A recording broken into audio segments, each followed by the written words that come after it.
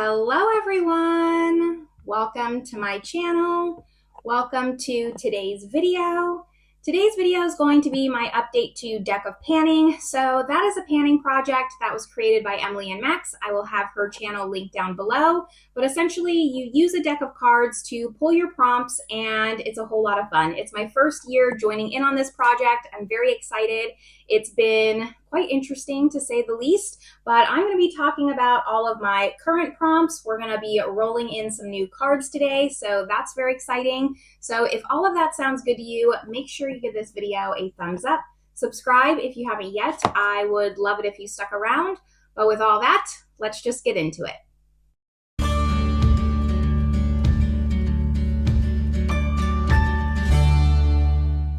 All right, I don't like to talk too long about how to do this project, anything like that. Like I said, Emily and Max's channel will be linked down below. She also has a how-to video, an introduction video. Everything you need to know about that project is down in the description box. I'll kind of be explaining the rules as we go along, but I don't want to give a 10-minute spiel on how to play this game. I feel like it's been around long enough where most of us know.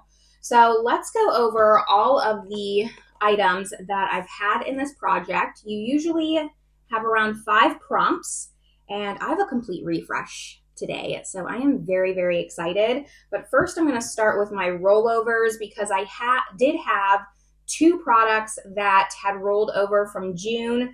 The first one was for, let's see, it was for the 7 of clubs, which was the prompt Glowy, and I chose my Glamlite Scream little highlighter here. Since I pulled the number 7, I had a goal to use it 7 times.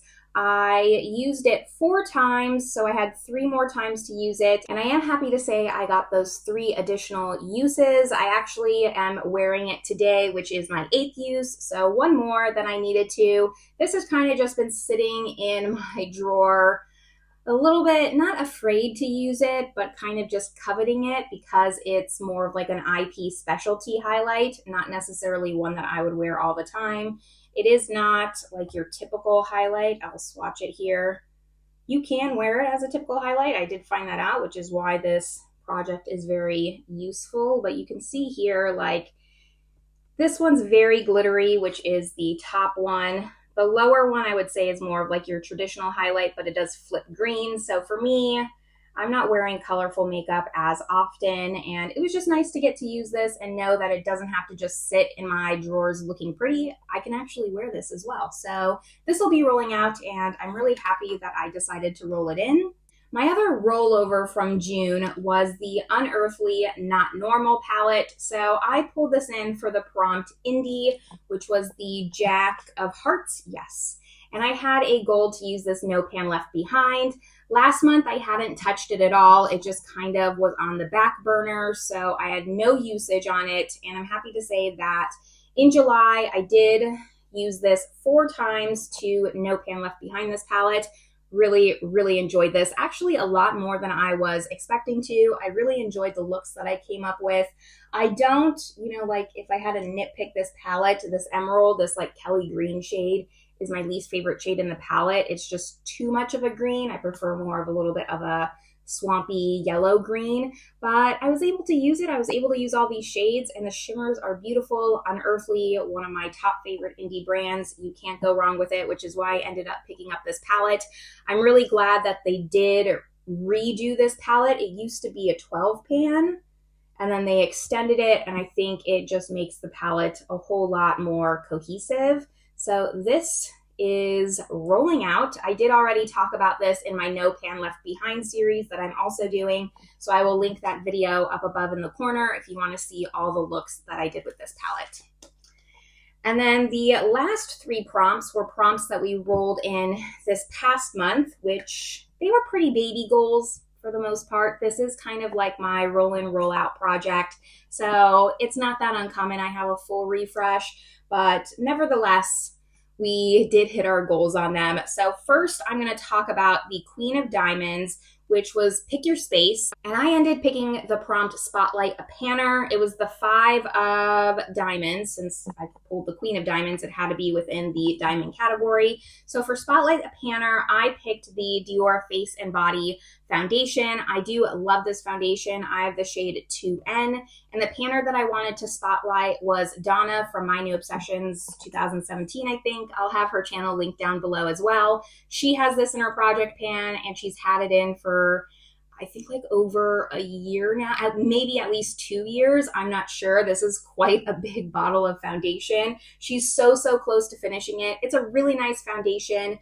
Since it was a 5 that I pulled, I decided to pull it in for 5 uses, and I actually got my 5th use today. It's the foundation that I'm wearing today. Love this foundation. I mean, I am nowhere near as far finished with this foundation like Donna is. I looked before it settled, and I'm about here, so this would take me quite some time to finish. They did reformulate this. I believe I have the old original version. It's really nice. It is a really nice foundation. I just have so many foundations in my collection. It's hard to figure out which one to prioritize, but at least I got a little bit of use on it, remembered how much I loved it, and it'll be also rolling out today. The next prompt I had was the 9 of Hearts, which was for mini or sample, and I pulled in this little Tula smoothing primer gel. It was the Brighten Up primer. I actually had a full size of this that I ended up decluttering because I couldn't even use the mini. And my goal is to actually finish this primer. And I did. It took me, let's see, I counted it, 9 times to completely finish this primer. It was not full when I rolled it in. It had very little product left, actually, like maybe a third to even just like a quarter of the jar left. So I was actually surprised I was able to get 9 uses out of this. I thought it was going to be maybe 4 or something like that, but no, it lasted a lot longer than I thought it was going to be. It was a nice primer. Like, I wouldn't repurchase it because I had the full size and I decluttered it. It's not really my type of primer, but if you like something that's like really kind of thick and jelly-like, you might want to consider this primer.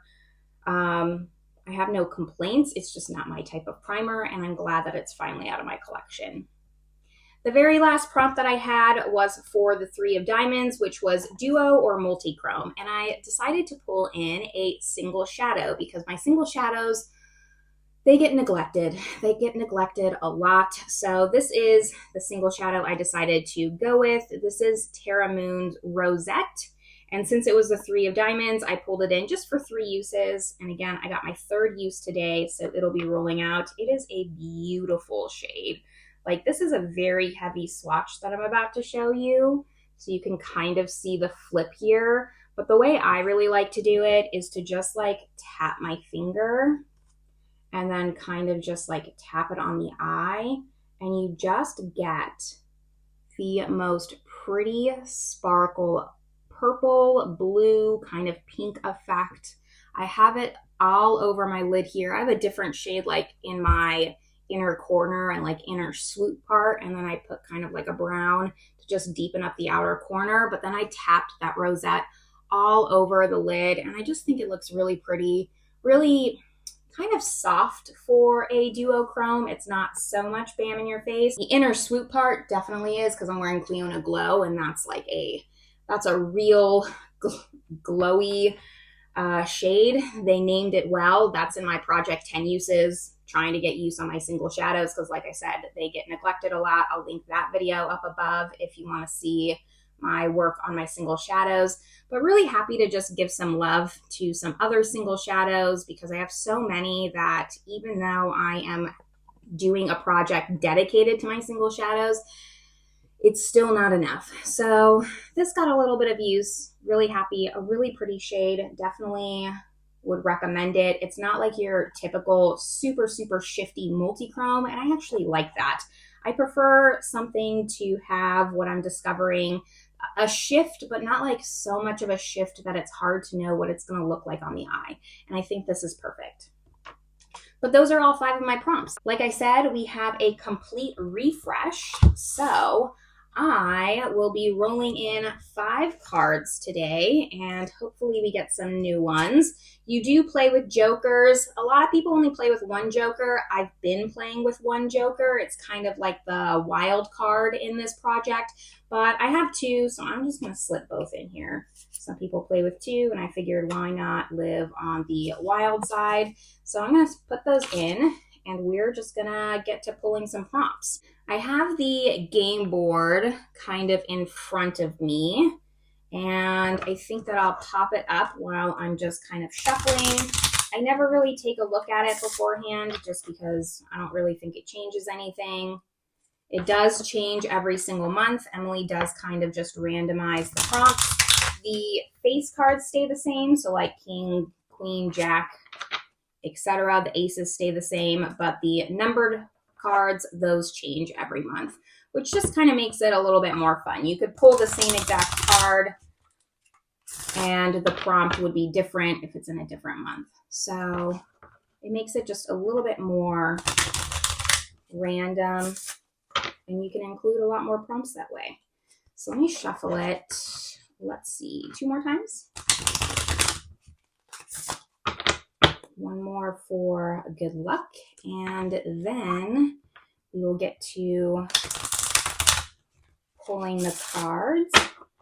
So I'm going to split the deck, and we're just going to pull 5 right off the top. So the first one is the 2 of hearts, which is for splurge. Definitely have enough of those. Second, 5 of clubs, which is primer. Primer, yes. Third, we have the 9 of clubs, which is brand you own the most from. Okay, that I'll have to look into.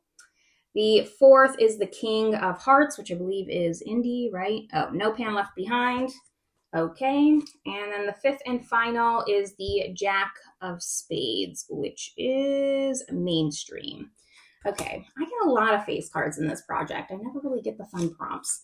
So let me go look at my collection, pick out some products, and I will be back to let you know what I've decided on. All right, I have picked my 5 products, and even though I said this was kind of my play, roll in, roll out project, clearly I don't follow my own logical brain.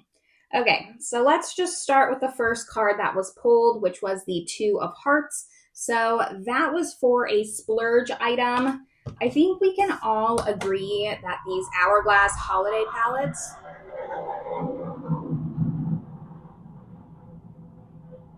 there's like a military air base kind of far from us, but they fly their jets over very low sometimes, so that's what you're hearing. I'm not going to edit it out. I think we can all agree that these Hourglass holiday palettes are definitely a splurge.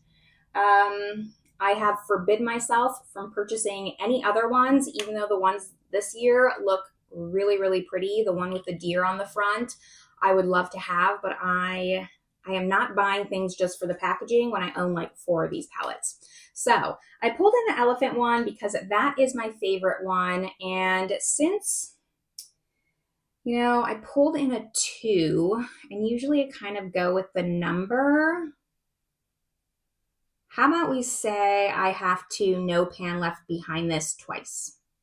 I think that's a good goal. I was going to say use this palette 10 times. For some reason, I was thinking that it went with a face card, but yeah, I'm happy with that.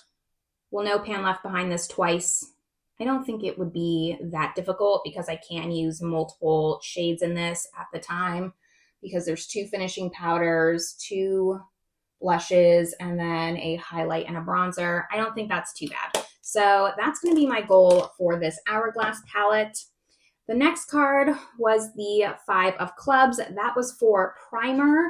And since I had a primer last time, I decided to pull in another little mini sample, but I actually have 2 of these. One is opened and one is not opened. So here's the unopened one. And then here is the opened one.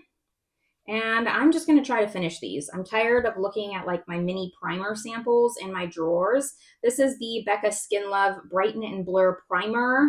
I've used this a couple times. It's a fine primer. It's just something that like I need a project like this to really buckle down, finish it, use it, throw it away. So that's happening today. My goal is going to be to finish both of these. And then the third prompt, which is where we start to get a little bit wild because I don't know what it is. I have to pull in a palette all the time. The 9 of clubs was for the prompt brand you own the most of. This was the hardest prompt for me, but I think the brand I own the most from is Natasha Denona.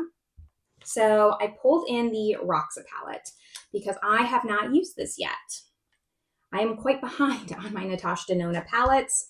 It's just been something that, again, it just sits on the back burner and other things take precedent and I ignore it. So I would really like to get ahead of my Natasha Denona palettes and eventually rank them once I use them all no pan left behind. Recently, I mean, I've used most of them no pan left behind, but I would like to familiarize myself again before ranking them again.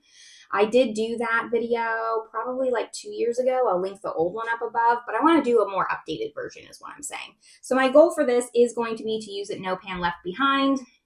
We'll see how long that takes me. I don't know if I'll have all these prompts done in the next month, but that's okay.